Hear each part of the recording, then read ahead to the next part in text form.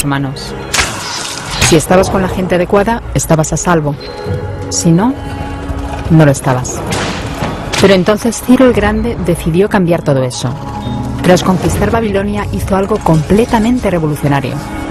Anunció que todos los esclavos podían irse en libertad. También dijo que la gente era libre de elegir su religión, sin importar de qué grupo fueran parte. Documentaron sus palabras en una tablilla de arcilla, conocida como el cilindro de Ciro, y así sin más nacieron los derechos humanos. La idea se extendió rápidamente, hasta Grecia, la India y al final hasta Roma. Se dieron cuenta de que la gente seguía de forma natural ciertas leyes, incluso aunque no se les dijera que las siguieran.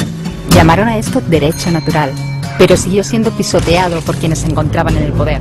No fue hasta 1000 años más tarde en Inglaterra donde finalmente hicieron que el rey estuviera de acuerdo en que nadie podía invalidar los derechos de la gente, ni siquiera un rey. Los derechos de la gente fueron finalmente reconocidos y estaban ahora a salvo de los que estaban en el poder, hasta cierto punto. Todavía hizo falta que un grupo de rebeldes británicos declarara su independencia antes de que el rey entendiera que todos los hombres han sido creados iguales. Es decir, no es que a él le gustara la idea, sino que no pudo pararles, y así nació América. Los franceses siguieron inmediatamente con su propia revolución por sus propios derechos. Su lista era más larga e insistían en que esos derechos no eran solo inventados, eran naturales. El concepto romano de derecho natural se había convertido en derechos naturales. Por desgracia, no todo el mundo estaba tan entusiasmado. En Francia, un general llamado Napoleón decidió derrocar la nueva democracia francesa y se coronó a sí mismo emperador del mundo. Y casi tuvo éxito. Pero los países de Europa unieron fuerzas y lo derrotaron. Y los derechos humanos eran una vez más un tema candente. Se redactaron acuerdos internacionales garantizando ampliamente muchos derechos por toda Europa, pero solo a través de Europa.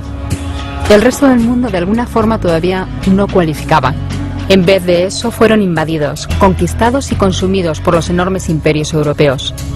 Pero entonces un joven abogado de la India decidió que ya había sido bastante. Se llamaba Mahatma Gandhi y frente a la violencia insistió en que toda la gente en la tierra tenía derechos, no solo en Europa. Al final hasta los europeos empezaron a estar de acuerdo. Pero no iba a ser tan fácil. Habían estallado 2 guerras mundiales. Hitler exterminó a la mitad de la población judía de la Tierra en los horrorosos campos de muerte nazi. En total, 90 millones de personas habían muerto. Nunca los derechos humanos habían estado tan horriblemente cerca de la extinción. Y nunca había estado el mundo tan desesperado por un cambio.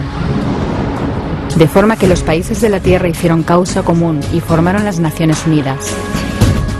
Su propósito básico era reafirmar la fe en los derechos humanos fundamentales, en la dignidad y el valor de la persona humana. ¿Pero qué eran los derechos humanos? ¿Eran las proclamaciones de Ciro? ¿El derecho natural de Roma? ¿Las declaraciones de Francia? Todo el mundo parecía tener una idea ligeramente distinta de lo que deberían ser los derechos humanos. Pero bajo la supervisión de Eleanor Roosevelt, finalmente se pusieron de acuerdo en una serie de derechos para absolutamente todo el mundo. La Declaración Universal de Derechos Humanos. El concepto francés de los derechos naturales se había convertido finalmente en los derechos humanos. Así que, en resumen, al principio solo unos cuantos afortunados tenían derecho alguno, hasta que uno de ellos decidió, oye, otra gente también debería tener derechos, lo que fue estupendo, salvo que no todo el mundo estuvo de acuerdo. Y solo que llevó unos cuantos miles de años de lucha, declaraciones y más lucha hasta que finalmente todo el mundo estuvo de acuerdo en que los derechos humanos deberían ser para todos. Y vivieron felices y comieron perdices. Salvo que hay un pequeño problema. Si la gente tiene derecho a la comida y el cobijo, ¿por qué hay 16.000 niños muriendo de hambre cada día? 1 cada 5 segundos.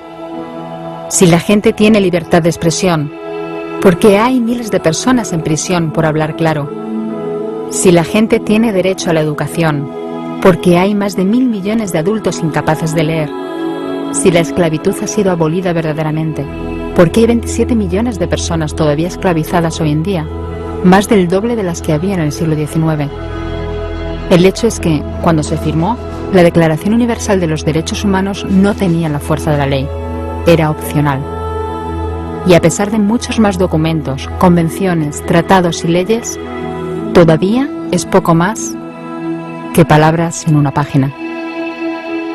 Así que la cuestión es, ¿quién hará que esas palabras sean una realidad? I have a dream today. Cuando el Dr. King se manifestó en pro de la igualdad racial, se estaba manifestando por los derechos que las Naciones Unidas habían garantizado hacía casi 2 décadas. Pero con todo, se manifestó. Cuando Nelson Mandela defendió la justicia social en la década de 1990, su país ya había estado de acuerdo en abolir esa discriminación desde hacía ya casi 40 años. Pero con todo, él luchó. Los que luchan hoy en día contra la tortura, la pobreza y la discriminación no son gigantes o superhéroes. Son gente, niños, madres, padres, maestros, individuos librepensadores que se niegan a quedarse callados, quienes se dan cuenta de que los derechos humanos no son una lección de historia, no son palabras en una página, no son discursos, ni anuncios, ni campañas de relaciones públicas. Son las elecciones que hacemos cada día como seres humanos. Son la responsabilidad que todos compartimos, de respetarnos mutuamente, ayudarnos y proteger a los necesitados.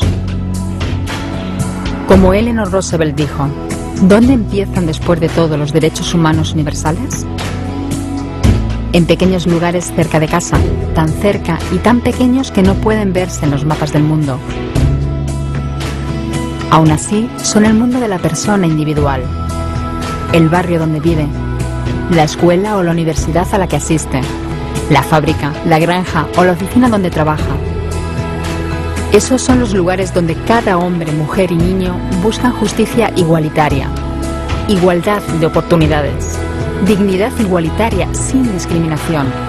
A menos que esos derechos tengan un significado ahí, tienen muy poco significado en cualquier otra parte.